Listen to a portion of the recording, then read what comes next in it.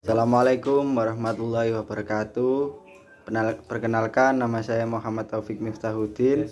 Saya dari mahasiswa STKIP Prodi Sejarah angkatan 2020. NIM saya 2087 2010 28. Saya akan menjelaskan tentang teori unsur-unsur kebudayaan menurut Kuncoyo Diningrat dan contoh-contohnya di desa saya. Yang pertama adalah sistem bahasa. Sistem bahasa merupakan suatu pengucapan yang indah dalam elemen kebudayaan dan sekaligus menjadi alat perantara yang utama bagi manusia untuk meneruskan atau mengadaptasikan kebudayaan. Bentuk bahasa ada dua, yaitu berupa tulisan dan bahasa tulisan. Di desa saya, bahasa yang digunakan ialah bahasa Jawa halus. Yang kedua ada teori sistem pengetahuan. Sistem pengetahuan itu berkisar pada pengetahuan tentang kondisi alam sekelilingnya dan sifat-sifat peralatan yang dipakainya. Sistem pengetahuan ini meliputi ruang pengetahuan tentang alam sekitar, flora dan fauna, waktu ruang dan bilangan sifat-sifat dan tingkah laku sesama manusia, tubuh manusia. Di desa saya, sistem pengetahuan yaitu tentang pengembangan atau pembudidayaan tanaman sirih yang gunanya untuk antiseptik ketika terkena goresan luka luar atau bisa juga dengan luka dalam. Yang ketiga adalah teori sistem organisasi. Organisasi sosial merupakan sekelompok masyarakat yang anggotanya merasa satu dengan sesamanya. Sistem kemasyarakatan atau organisasi sosial yang meliputi kekerabatan, asosiasi dan perkumpulan, sistem kenegaraan, sistem kesatuan hidup dan perkumpulan. Organisasi di desa saya yaitu ada dua, organisasi Nahdlatul Ulama dan Muhammadiyah. Yang Nahdlatul Ulama yaitu organisasi penggeraknya seperti Ibnu, Muslimat, Fatayat dan GP Ansor. Teori sistem teknologi merupakan jumlah keseluruhan teknik yang dimiliki oleh para anggota suatu masyarakat yang meliputi keseluruhan cara bertindak dan berbuat dalam hubungannya dengan pengumpulan bahan-bahan mentah, pemrosesan bahan-bahan itu untuk dibuat menjadi alat kerja, penyimpanan pakaian, perumahan, alat transportasi, dan kebutuhan lain yang berupa benda material. Di desa saya kebanyakan merupakan alat-alat pabrik, yaitu dari pabrik rokok. Saya sebut merek saja seperti pabrik NB, pabrik Kijang Mas. Yang kelima adalah teori mata pencaharian hidup atau ekonomi. Sistem mata pencaharian hidup ialah segala usaha manusia untuk mendapatkan barang dan jasa yang dibutuhkan. Sistem mata pencaharian hidup atau sistem ekonomi yang meliputi berburu dan mengumpulkan makanan, bercocok tanam, peternakan, perikanan, dan perdagangan.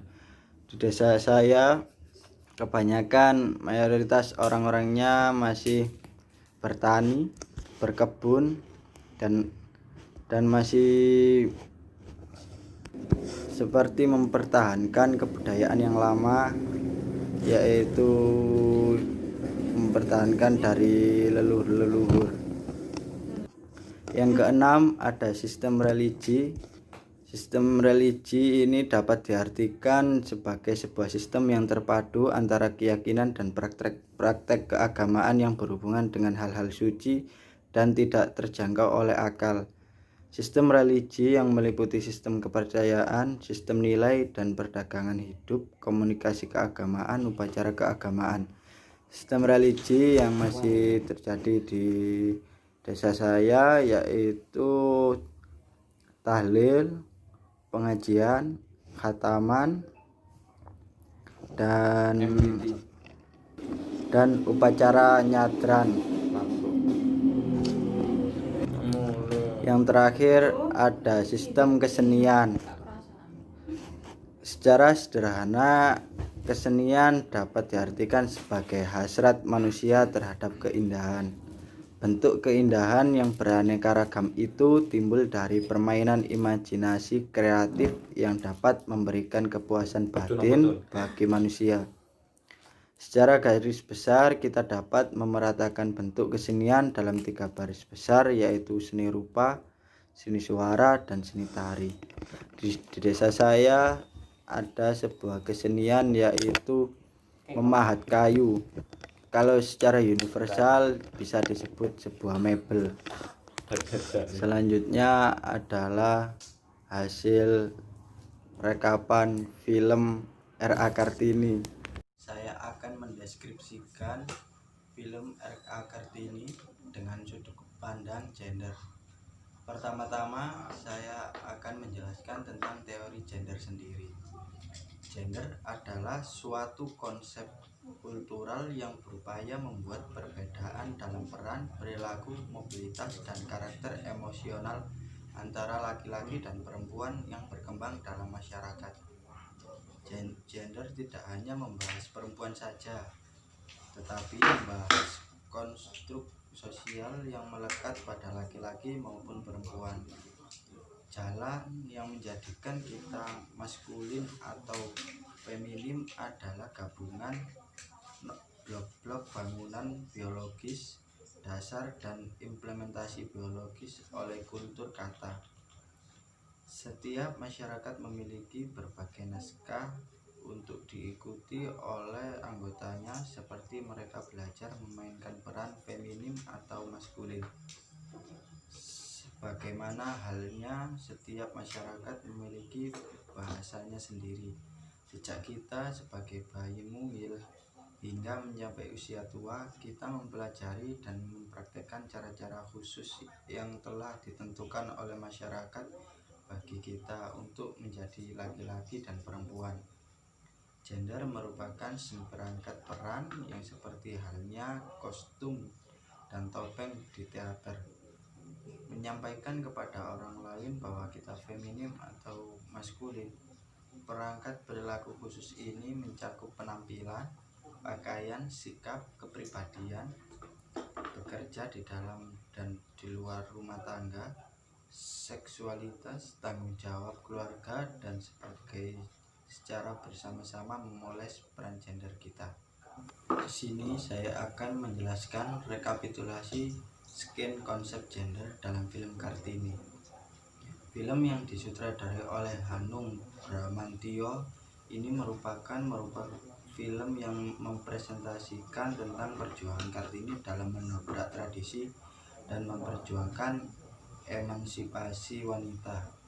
Oleh karena itu, saya akan memaparkan 13 scenes dalam film Kartini yang menggambarkan tentang konsep gender terkait marginalisasi, subordinasi, stereotip, dan kekerasan terhadap perempuan. Jadi dalam pemaparan pada setiap gambar akan pada setiap menit diberi tanda berupa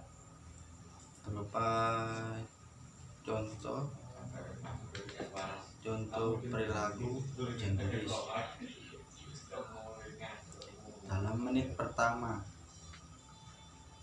yaitu ketika Kartini dipanggil oleh ayahnya Raden Mas Adipati Aryo Sosroningrat dan ibunya Raden Ajeng Maryam, harus berjalan merunduk sampai singgasana bupati dan harus segera menyembah. Kartini dipanggil ayahnya untuk membicarakan soal lamaran yang dikirim oleh Raden Mas Joyo Adiningrat, yaitu Bupati Rembang. Ayah dan ibu Kartini sudah menunggu selama 16 tahun kepada Kartini untuk menjadi Raden Ayu. Pada masa itu, Seorang putri bupati harus menjadi Raden Ayu. Untuk menjadi Raden Ayu harus menjalani proses pingitan sejak menstruasi pertama sampai ada lelaki bangsawan melamarnya. Terlepas dari dijadikannya istri pertama, kedua, ketiga, bahkan keempat, perempuan tidak diberi kesempatan untuk menolak atau menerima pada masa itu, karena perempuan hidup hanya untuk menikah. Pada menit 8.49 pada menit ini 18, Raden Ajeng Sulastri sudah menikah dengan lelaki bangsawan yang tentu bukan pilihannya sendiri. Namun Sulastri terlihat bahagia saja karena akan segera menjadi Raden Ayu dan terhormat. Pada scene ini terlihat R.A. Sulastri sedang mencuci kaki suaminya di pelaminan. Hal ini merupakan tradisi di mana perempuan kedudukannya selalu di bawah laki-laki. Perempuan harus mengikuti semua kata suami, tidak boleh membantah ataupun menindakkan pendapat yang dikatakan suami. Sekali jiwa diberikan, selamanya tidak akan bisa kembali. Ketika perempuan sudah memberikan seluruh jiwa dan raganya kepada suaminya, segala sesuatu yang dilakukan suami terhadap dirinya harus bisa diterima. Bahkan ketika kelak akan ditinggal menikah lagi dengan perempuan yang lebih baik darinya, juga harus bisa menerima tanpa harus dimintai izin terlebih dahulu. Berbeda dengan perempuan, jika hendak melakukan hal apapun harus dengan izin suami. Pada menit 43 terlihat pada meja bupati, tepatnya di meja kiri, hanya terdapat kaum laki-laki saja. Sangat terlihat perbedaannya dengan meja di sebelah kanan, yaitu yang diduduki bangsa Belanda. Bangsa Belanda menjunjung keadilan dan kesetaraan gender, sehingga tidak hanya kaum laki-laki saja yang berhak menjadi pejabat negara, tetapi kaum perempuan juga berhak. Tidak hanya persoalan jabatan saja, bangsa Belanda juga sangat mau nomorsatukan pendidikan baik kepada kaum perempuan maupun laki-laki. Bangsawan Indonesia saat itu sangat memegang erat tradisi. Mereka berpikir yang berhak menduduki jabatan kerajaan hanyalah laki-laki. Pendidikan yang layak juga hanya diberikan kepada kaum laki-laki saja. Mereka beranggapan bahwa apabila perempuan diberi pendidikan yang layak, nantinya akan berambisi menjadi bupati, dan jika perempuan menjadi bupati, akan sangat berkemungkinan ditiru oleh rakyat kecil ingin menjadi bupati. Jika hal tersebut terjadi, dianggap sangat merusak tradisi, karena pada masa itu yang dijadikan bupati adalah hanya sanak saudara dan bersifat turun-temurun. Pada menit 44.15 terlihat para bangsawan sedang membicarakan Kartini, Kardina, dan Rukmini. Bangsawan tersebut mengatakan bahwa cerutu kalau sudah lama dibuka tidak enak lagi untuk dihisap. Maksud dari pembicaraan kedua bangsawan tersebut adalah seorang perempuan apabila dibiarkan keluar rumah sudah tidak layak untuk dinikahi. Begitupun anggapan para lelaki bangsawan pada masa itu. Bagi mereka, perempuan yang layak untuk dinikahi hanyalah perempuan yang di rumah saja dan merawat dirinya sebaik mungkin. Perempuan yang dianggap bisa mengurus suami, bisa memasak di dapur, bisa menyenangkan hati suami. Hal ini tidak berlaku bagi Kartini, Kardina, Rukmini, karena bagi mereka perempuan harus berpendidikan, harus cerdas, harus mandiri, dan harus kuat dalam menghadapi persoalan apapun. Perempuan bukan melulu soal penampilan yang cantik dan soal penampilan. Kecerdasan dan kualitas diri juga sangat penting bagi laki-laki maupun perempuan. Dialog adegan dapat dilihat pada lampiran dengan kode 057.52. Terlihat Kartini sedang berkumpul dengan perempuan-perempuan warga sekitar. Kebanyakan warga perempuan menikah pada umur 12 tahun. Kartini melihat perempuan yang berada pada desa sekitar pendopo terlihat sejak lahir tidak pernah merasakan pendidikan. Mereka lahir, hidup, dewasa lalu menikah dengan laki-laki yang tentu bukan pilihannya. Bahkan mereka menikah tidak melihat apakah umur sudah matang atau belum. Dari situ Kartini berpikir bahwa dia akan memberikan pendidikan yang layak bagi perempuan desa tersebut mulai sejak dini. Perempuan baik keturunan bangsawan maupun dari kalangan orang kecil harus terpelajar dan cerdas. Tidak ada batasan apapun untuk belajar. Sejak saat itu Kartini, Kardina, dan Rukmini setiap hari mengumpulkan anak-anak kecil yang ada di desa sekitar pendopo. Mereka diajak ke pendopo agar diberikan pelajaran-pelajaran yang harus mereka dapatkan sejak kecil. Dialog adegan terdapat pada menit 01.07.12.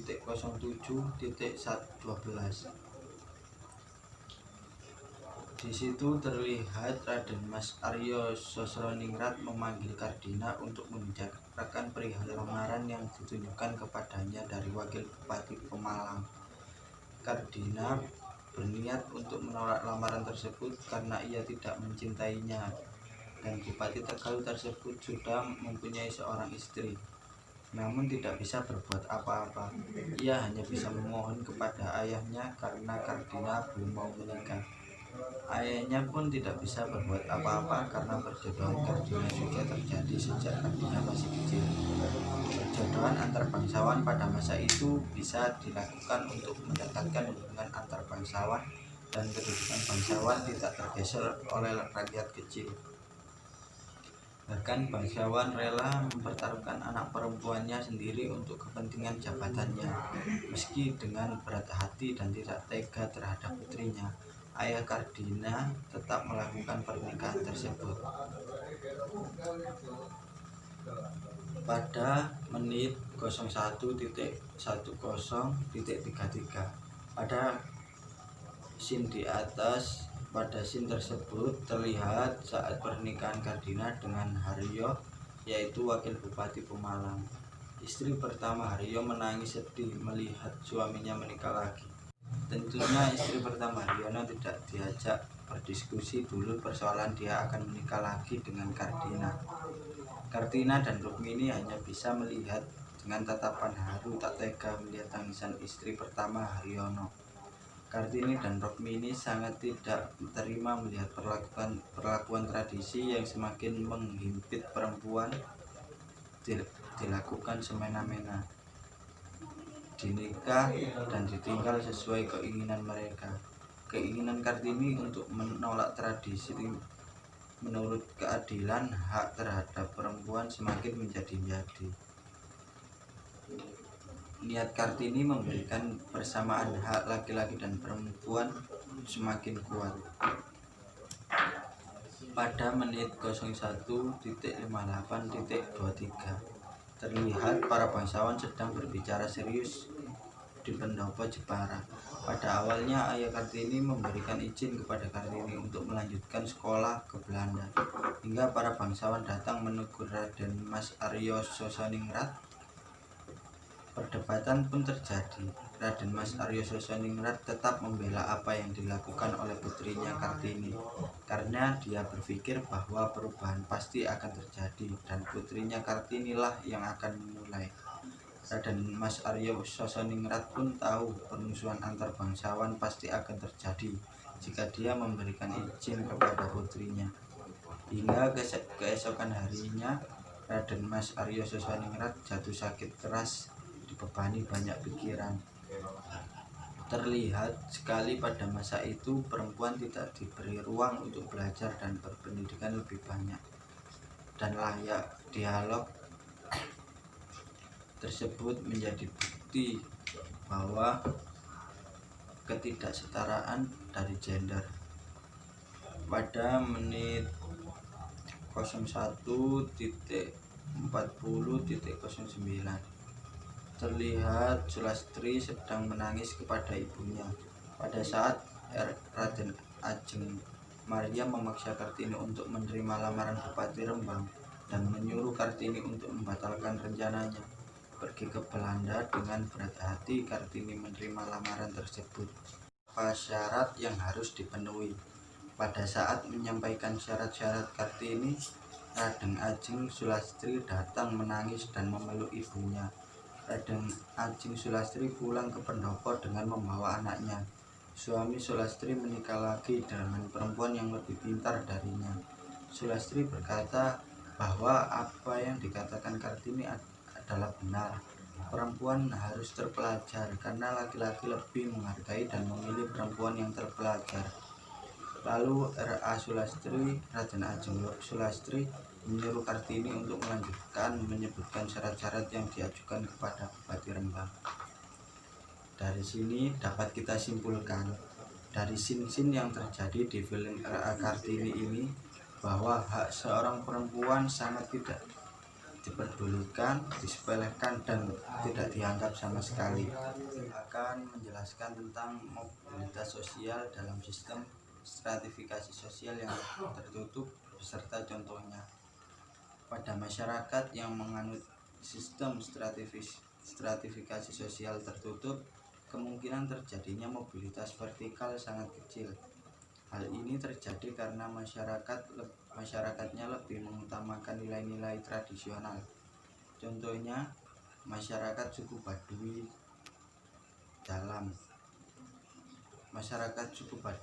dalam mereka lebih memilih menjaga nilai-nilai tradisional dan menolak adanya perubahan. Dari uraian di atas jelas terdapat hubungan antara mobilitas sosial yang terjadi pada seseorang atau sekelompok orang dengan struktur sosial masyarakat tempat seseorang atau sekelompok orang tersebut berada. Secara umum, cara orang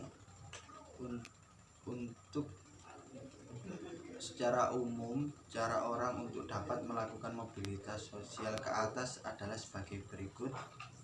Perubahan standar hidup. Kenaikan penghasilan tidak menaikkan status secara otomatis, melainkan akan merefleksikan suatu standar hidup yang lebih tinggi. Ini akan memengaruhi peningkatan status. Misalnya contoh, seorang pegawai rendahan karena keberhasilan dan prestasinya diberikan kenaikan pangkat menjadi manajer, sehingga tingkat pendapatannya naik.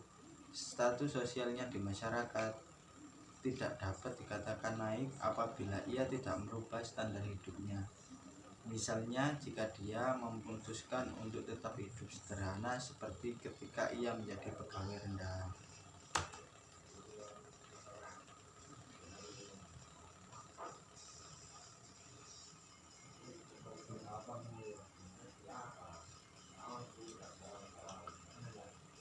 Perkawinan untuk meningkatkan status sosial yang lebih tinggi dapat dilakukan melalui perkawinan. Contoh, seseorang wanita yang berasal dari keluarga sangat sederhana menikah dengan laki-laki dari keluarga kaya dan terpandang di masyarakatnya. Perkawinan ini dapat menaikkan status si wanita tersebut. Perubahan tempat tinggal untuk meningkatkan status sosial. Seseorang dapat berpindah tempat tinggal dari tempat tinggal yang lama ke tempat tinggal yang baru, atau dengan cara merekonstruksi tempat tinggalnya yang lama menjadi lebih megah, indah, dan mewah. Secara otomatis, seseorang yang memiliki tempat tinggal mewah akan disebut sebagai orang kaya oleh masyarakat. Hal ini menunjukkan terjadinya gerak sosial ke atas. Yang selanjutnya saya akan menjelaskan tentang manfaat ilmu sosiologi bagi kita. Manfaat ilmu sosiologi ialah sebagai panduan kita hidup bermasyarakat. Karena pengkajian ilmu sosiologi tentang bagaimana kita mempelajari, mendalami, dan meneliti tentang apa yang terjadi dalam masyarakat agar kita bisa mengimbangkan hubungan kita dalam bermasyarakat. Karena ada sebuah teori yang menjelaskan tentang manusia bisa bertahan hidup lama, yaitu the most reactive of change. yang artinya manusia yang bisa bertahan hidup itu adalah yang bisa merespon perubahan-perubahan dalam kehidupan. Contohnya dalam ilmu sosiologi ini, ilmu sosiologi mengajarkan bagaimana kita bisa merespon perubahan masyarakat di era perkembangan zaman seperti ini, atau bisa disebut era globalisasi. Juga dalam sejarah dapat membantu kita meneliti kejadian di masa lampau dari sudut pandang sosialnya atau perkembangan masyarakat di masa itu. Sekian penjelasan yang dapat saya sampaikan. Bila ada salah ucap atau perkataan yang kurang berkenan, saya ucapkan mohon maaf yang sebesar-besarnya. Akhirul kalam, wassalamualaikum warahmatullahi wabarakatuh.